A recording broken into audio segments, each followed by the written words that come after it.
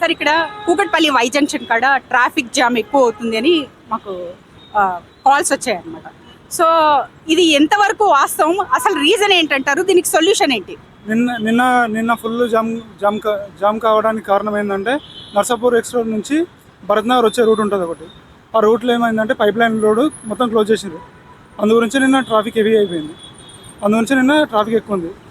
మళ్ళీ ఇది ఒక కారణం అంటే లేక్ షోర్ కొత్తగా పడ్డదిగా మాల్, దానివల్ల కూడా కొంచెం ఆటో అనేది పెరిగిపోతున్నది కూకట్పల్లి నుంచి వచ్చేది. సార్ ఎందుకంటే మాల్స్ ఇవన్నీ గవర్నమెంట్ పర్మిషన్స్తోనే వస్తాయి సార్.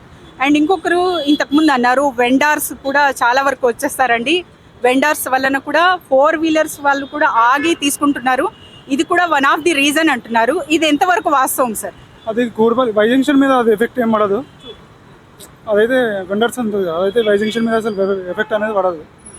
ఇక్కడ ఎఫెక్ట్ పడేది ఏంటంటే ట్రాఫిక్ హెవీగా వచ్చేస్తుంది, ఈవినింగ్ టైంలో ఎక్కువ ఉంటుంది.